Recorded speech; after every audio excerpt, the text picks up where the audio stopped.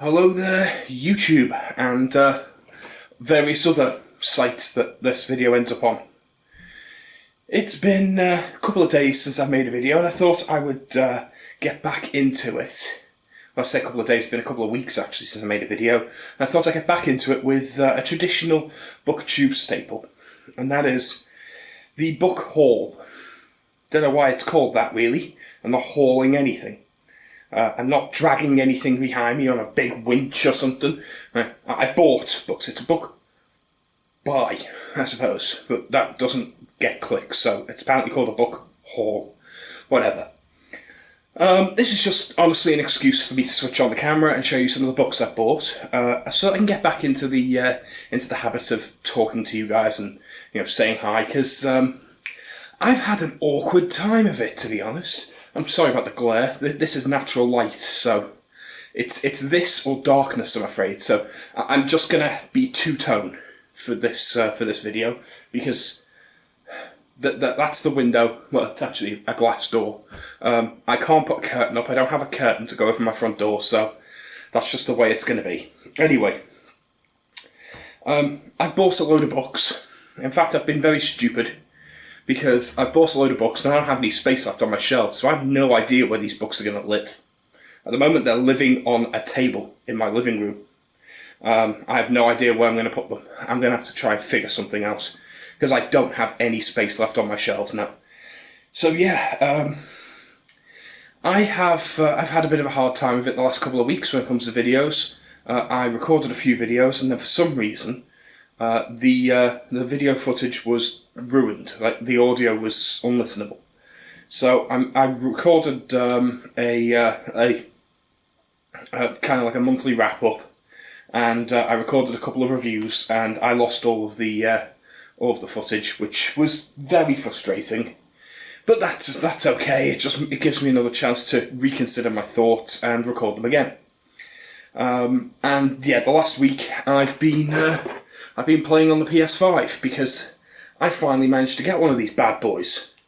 I've been playing Ratchet & Clank, which I've been very much enjoying. This is a great game, though I imagine it's going to disappoint a fair few people, because whilst it is a good game, it's not revolutionary in the way that some people are going to be hoping for a next-gen system, which I think is going to be the kind of thing that's going to upset people, because they're going to be expecting something that's unusually fantastic, and what they're going to get is decent, and that's not going to be enough for them. Too much hype tends to do that to things. Anyway, on to the books. So, I've bought a fair few books, and I bought them largely on a whim. I was saying I wanted to get into some more horror, and I had a look, and the most common horror author outside of Stephen King that people talk about is Clive Barker. So I went on eBay, and I bought the two cheapest Clive Barker books I could find. So I've got The Damnation Game, which has a quote from Stephen King on the back. I have seen the future of horror, and his name is Clive Barker. That's a pretty good endorsement there.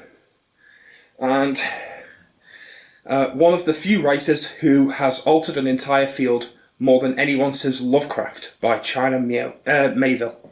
That's pretty good statement. Also, The Great Imaginer of Our Time, which is a quote from Quentin Tarantino, which is another person who I really respect as a producer of media, even though not an author, but still. And that is this one, Weave World. I've heard this is his most famous, so I'm excited to get to that at some point. But those are the two Clive Barkers I've got. They're cool enough. I then bought this trilogy, which I don't remember why I bought this. Someone mentioned it in a Booktube video, I think, and it sounded intriguing, even though I'm fairly sure it's YA. But I kind of wanted to give it a go, just to see how I feel about it. So if I remember who it was who was mentioning it, I'll put a note somewhere. But I have The Queen of the Tearling, I have Invasion of the Tearling, and I have The Fate of the Tearling. So that's the whole trilogy.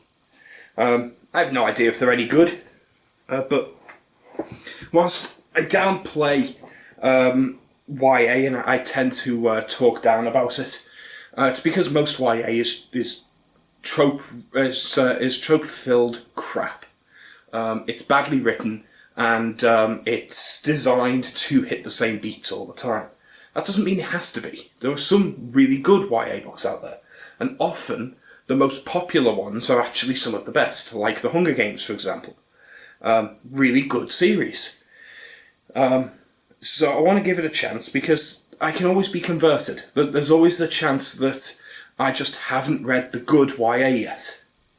The ones that everyone talks about, the likes of, Cassandra Clare and Sarah J. Maas, their books are shite. But the thing is, if that's all I'm exposed to, and the good ones go under the radar, then my opinion's not going to be based on the entirety of the medium. So I kind of want to expand my view a little, because it can't all be that crap, surely. So there was that. This series again, I don't know if this is YA or not. I think it's supposed to be, and it's still shrink wrapped. So open that there. Yeah. Don't know why I'm opening these, because I've got nowhere to put them once they're open. Okay. And this was a series that I bought for really very cheap. It was like 11 quid, I believe. The Queen of the Tearling set was even cheaper. It was less than a tenner for all three. But these are brand new, and they cost me 11 quid. And that is... Are these in the right order? Which one came first?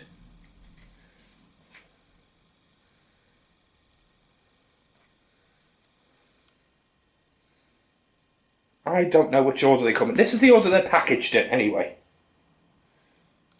Oh no, it says on the spines. So, book 1, The Knife of Never Letting Go. Book 2, The Ask and the Answer. And book 3, Monsters of Men. And this is the Chaos Walking series. The third book was on the top, so I wasn't sure which order they came in. But yeah, this is the Chaos Walking series. I bought this based on the stream with Sylvan Princess from the Discord. She recommends the series, says it's really quite good, so thought why not? The next one I got, again, this was really cheap. Like, everything I've bought here cost less than one PlayStation 5 game. So all the books here cost less than one PlayStation 5 game, with the exception of one, which itself cost 20 quid for one book. But the rest all cost...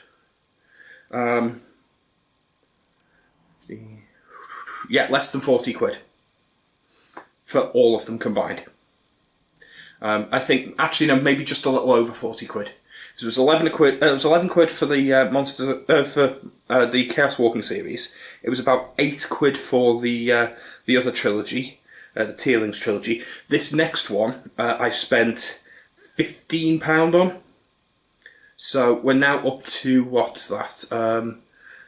Little under 35 quid. Actually, yeah, it was less than 40, because the Clive Barker books were only around 2 to 3 quid each. So I think it comes to just about 40 quid for all of them, which is fantastic when you think about it. You'd be lucky if you can find a single video game for that price. This next series, again, these are shrink wrapped, and I'm going to take them out the shrink wrap now, which does mean that now they're not an easy single block for me to move about. They're now much harder for me to know what to do with, because they're now individual books rather than a single brick. Shrink wrap. That is the Rivers of London series by Ben Aronovich. Now, I already own Rivers of London, it's already on my shelf, but now I have a second copy. The reason being that I would have bought the next few, but this is the first 6 Rivers of London books. Brand new, straight from the shrink wrap. God, they smell brand new. It's really nice, that. Really, really happy to have these.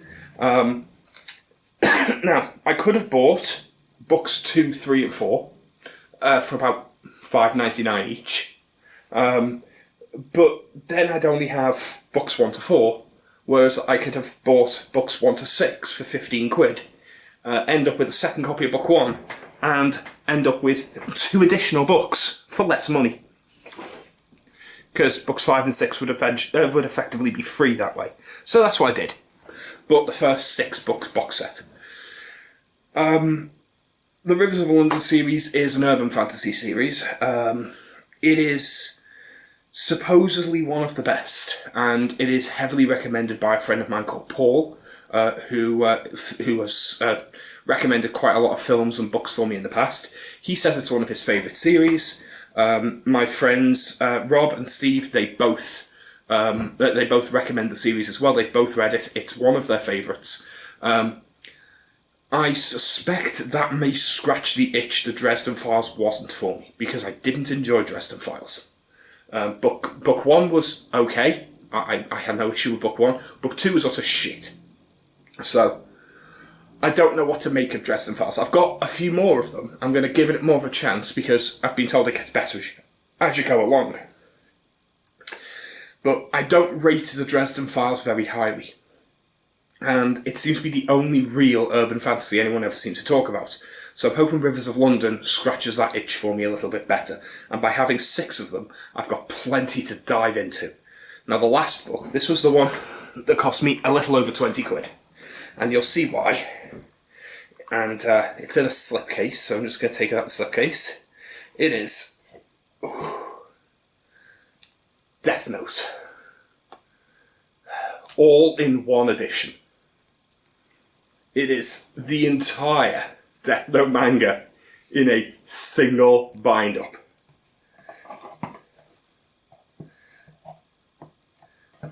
Back in the slipcase. Now, I didn't need to buy this. I actually already own Death Note.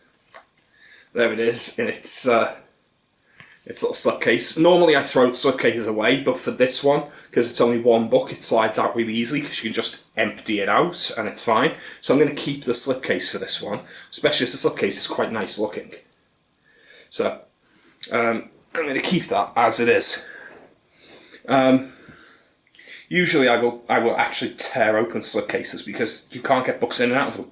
I hate slipcases for that reason. Especially when it's like a trilogy of books in a slipcase, and like the books are so jammed in there, you can't get your fingers in to get any of them out. You can turn it upside down, but then all 3 books fall out. So, yeah. Any slipcase I've got, you'll notice I've cut the side of the box away so you can just open it like a flap and take the books out. That's if I've kept the slipcase at all. But yeah, I don't need to with that one, thankfully. So yeah, the reason I bought that is simple. Manga takes up way too much space on a shelf. Now, I own the entire Death Note manga as individual volumes. But if I had all of that here, it would use up an entire shelf. So what I'm going to do is I'm going to keep that on my shelf. And I'm going to try reading from it, see if it's comfortable to read from. But as I already own all of the individual volumes, that can be on the shelf. And I can have Death Note present and showing, and very happy to have it there. And then if I feel the need to continue reading, I can always read the individual volumes, which I can keep in a cupboard or something, where it's out of sight, out of mind, and I don't need to worry about it using up space on my shelf. Because the big problem I've got is I have no shelf space anymore. But I do have a couple of drawers and cupboards that I don't really want to store anything valuable in. I don't really want to put anything that I want to be able to see in. But I could store additional copies of books, for example. So that's where I'm going to stick my my big box of Death Note individual volumes. So yeah, those are all the books that I've bought recently. Those are all the additions for my shelf. I've already done a bookshelf tour, but I don't really know what I'm going to do in order to make these fit, because as you will have seen from the bookshelf tour, there isn't any space left on my shelves. There isn't anywhere to put anything anymore. So it's going to be a challenge. I'm going to try and fit them in. Don't know where they're going to go though. Something to think about. Anyway, that was my book haul. That was the books I've bought and why I bought them. Largely recommendations from people I know. Rivers of London is there to scratch a particular itch. The Chaos Walking series was a recommendation from someone I trust, and I want to understand why they liked it. And the others were kind of a whim purchase, really. Like the Death Note one wasn't one I needed, but I wanted to have a copy of the all-in-one edition. It's a rare example of the book. It'll look nice on the shelf. Yes, it's more of an aesthetic purchase, but I'm also aware that buying that for what it cost, which was £21.43 on eBay, and it's pretty much pristine condition. It wasn't shrink wrapped, but it was clearly been unread. Buying that for that price is a steal, because that printing seems to go for around 50 to 60 quid on eBay now. So the fact that I found a copy for less than half that is really quite impressive. So yeah, I'm quite pleased. I've spent, total about 60 to 65 quid on books, including postage, which is still less than some video games now cost for a single game. Because video games have gone up now. They used to be £59.99 pounds or $69.99 in dollars, because for some reason conversion rates are never the same. Like $60 and £50, not the same thing. Like just dropping a 10 that's not equivalent.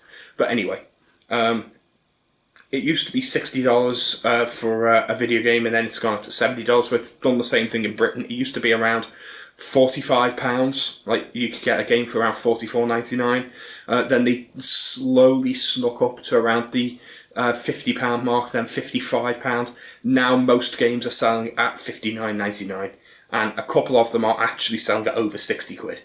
Like I've seen a few at like £63.99, something like that. So games are getting way too expensive now. I'm quite pleased. I can buy a lot of books for the same price as a single video game, and it keeps me in books. It keeps me interested in books, because there's a lot for me to dive into.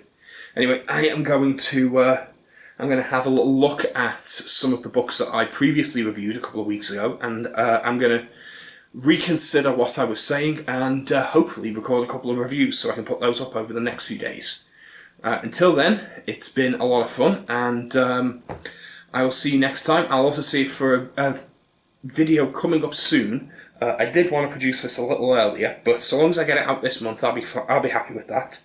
As this month marks the 1 year anniversary for this channel and its involvement in Booktube. It was a year ago that I uploaded my first Booktube video.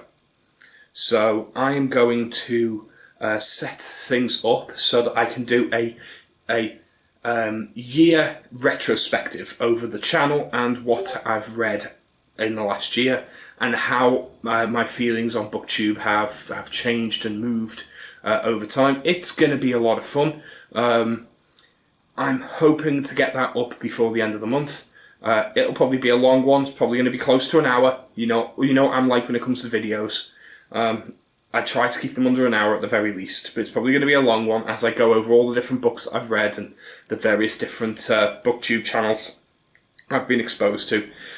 But yeah, I'm really pleased, and I hope you'll join me for it, and we can have a good little chat about what it's been like the last year, because this has been a nice year, which is something I don't expect to say, given that most of it was 2020.